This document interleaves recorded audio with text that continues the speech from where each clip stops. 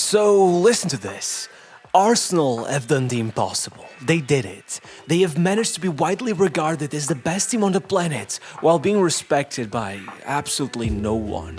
It's absurd. They're first in the Premier League, first in the Champions League, up to themselves rank them as the strongest team overall. Yet ask anyone and they'll swear to you that the only reason they're doing good right now is because everyone else is just playing so poorly. Even Wenger, who's like Arsenal's founding father, seems disappointed every time he talks about them. I mean, it's honestly kind of hilarious. While everyone complained that Pep Guardiola had ruined football, his evil stepbrother was in his little lab cooking up the most sacrilegious, ungodly football known to man. Like, people used to joke that Arteta was just a premium version of Sean Dyche, but I've got a funny stat for you.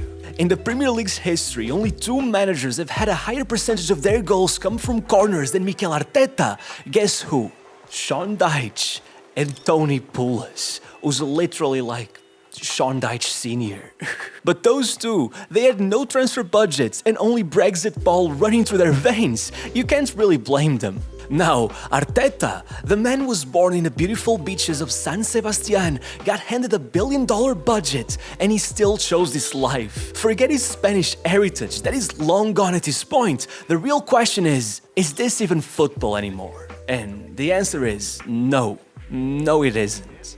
Look, again, people love to joke that Arsenal's whole game plan is to wait for a corner and wrestle the ball into the net, that their corner routines are more like rugby scrums. But what they don't realize is that there is a lot more truth to that than they may think. So, this is Nicolas Jover. For those who don't know him, he's the man behind those corners, is Arsenal's set-piece coach, but the man has a little secret. Jover is a well-traveled guy. He was born in Germany, raised in France, and eventually got a sports degree from the University of Montpellier. But really, his degree didn't have much to do with Montpellier, since, in all actuality, he spent most of his college years out in Canada in some kind of foreign exchange program. And let me tell you something about Canadian sports degrees. Soccer, football, isn't a huge part of the curriculum.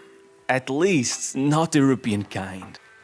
You see, the first sort of job he had was out at the University of Sherbrooke's soccer team, and let me quote you how their own manager described Jover's work. He did some set pieces for us. We were the best trial run he could have had. We gave him free rein to do all he wanted. He showed up with all these routes, a bunch of drawings with all these plays mapped out, patterns of runs and sequencing. I was a little hesitant initially because it looked so much like American football. But then I realized that was his goal, integrating North American football into European culture.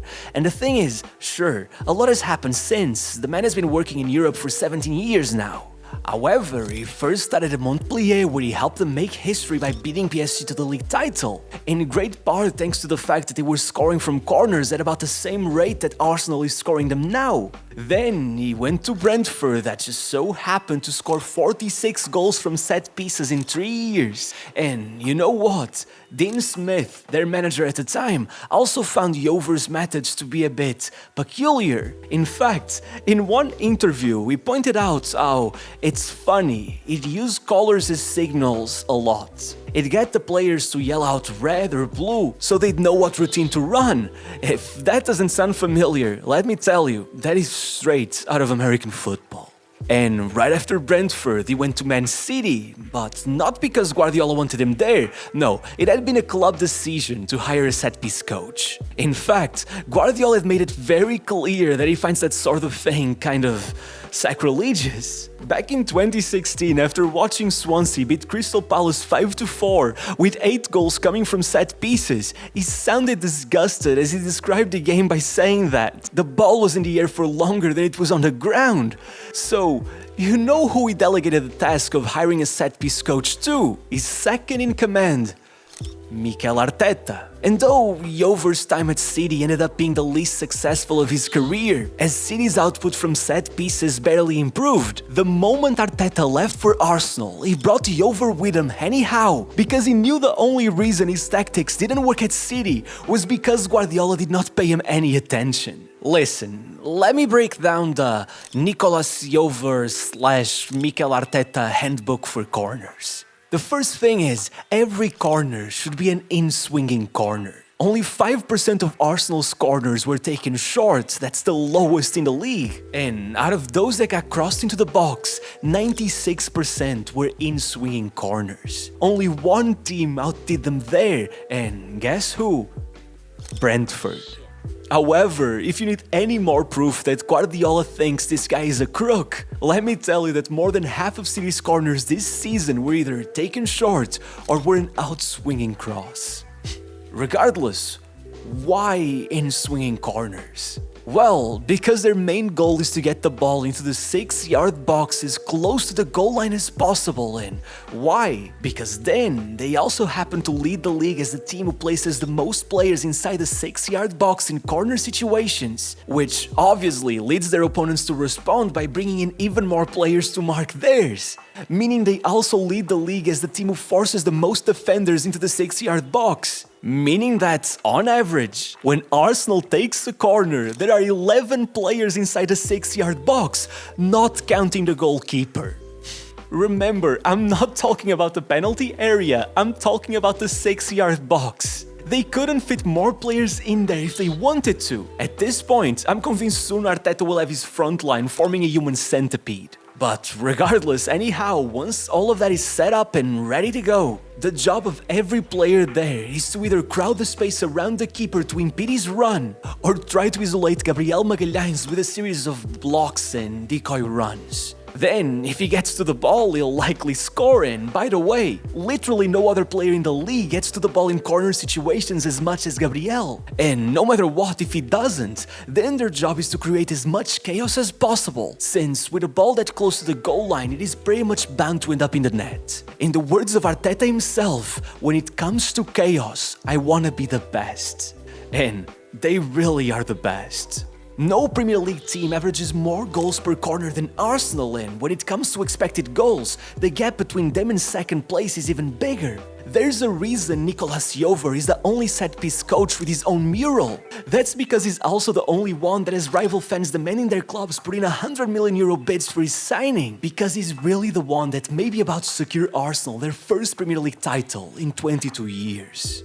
I mean, listen, Arsenal only have 22 open play goals this season. That's less than one per game. No matter how you flip it, if something is about to win them that title, it's those set pieces. In fact, according to a lot of analysts, Arsenal have literally started shaping their open play tactics around those dead ball situations. They're more and more often discarding any kind of possession-based football in favor of a more direct approach, as if the only thing that mattered was getting that ball up the pitch, rushing towards the goal line hoping for a corner. I mean, come on, the more I talk about this, the more it sounds like American football. And you can see very clearly that all of their creative players are just getting left behind.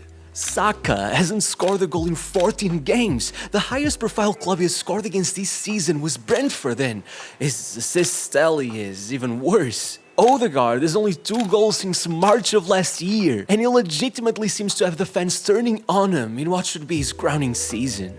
And as for new signings, Eze isn't even getting played anymore, and Madueke has not been able to get a single goal or assist in the Premier League so far. Even Chelsea's goalkeeper Robert Sanchez has more goal contributions than him. I mean, think about it. Gyökeres is getting memed all over social media as one of the worst signings in the Premier League. There are 39 players in the league that have outscored them, and yet at Arsenal, he's still the top scorer, so what does that say about every other forward in that team? If it wasn't for him and Trossard, the own goals would be their top scorer.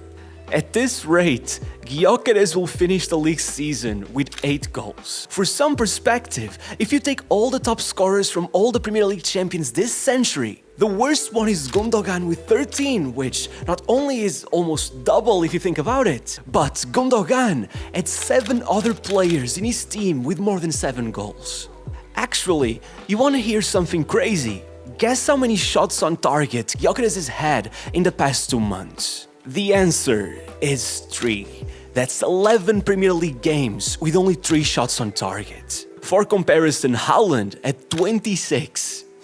Honestly, it's pretty clear that Arsenal is putting all their eggs into one basket, even when it seems like it isn't corners. It's corners. In December, Arsenal won 4 games in a row. Wolves, Everton, Crystal Palace and Brighton.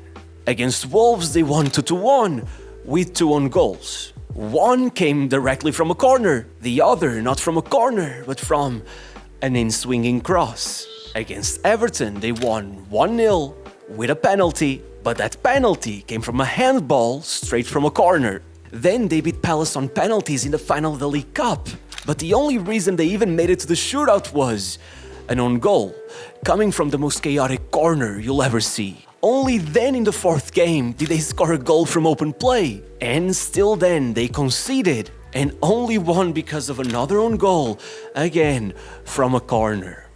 You see what I mean? The writing was on the wall. 4 games, 4 own goals. Without them, where would they be, right? Still, fast forward a couple games and now, all of a sudden, they drew against Liverpool, drew against Forest and lost to United. Once again, only scoring 2 goals in that whole process, and one was an own goal and the other might as well have been.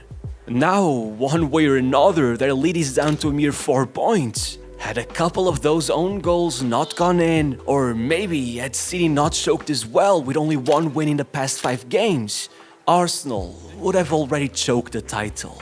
That's why Ferdinand claims they're just lucky everyone else is so and inconsistent, while Scholes claims that if Arsenal win the league, they'll be the worst team to ever win it. And it's not just bias due to them being ex-United players. Patrick Vieira has said it himself that there are questions about the mental strength of the team. In the game against United, you could even hear boos coming from the stands, so you're not crazy to think they might still choke the title. Sure, Opta's supercomputers still insist they have an 80% chance of winning the league, but last week, they said it was 84%. So it's already going down, and football is a funny sport. I mean, Arsenal would know. In 2023, they spent 248 days at the top of the table and then choked the title to City.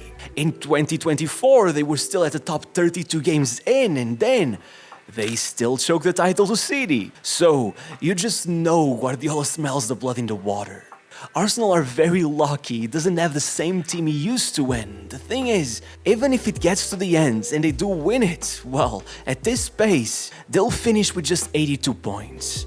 In the last 10 years, only Leicester managed to win the league with a lower tally than that, which certainly gives some legitimacy to the claims Ferdinand and Scholes have made. So, in the end, the fans gotta ask, are they glad they trusted the process? Arteta has spent £1 billion on transfers over these 6 years, still somehow leading them to their longest period without reaching a final since 1982. And after all of that pain and suffering, all that weight, this team, this football, these tactics, this was the goal, the final product? This is the kind of league title he'll have for them. One, there is people questioning whether a rule change should follow, almost as if instead of beating the game, they have used some glitch to cheat their way to the end. One, that instead of being a reminder of what makes football so great, kind of makes you afraid for the future of the sport. You see, as Mourinho said, Arsenal are allowed to do a lot of things with their corners. We need to do the same.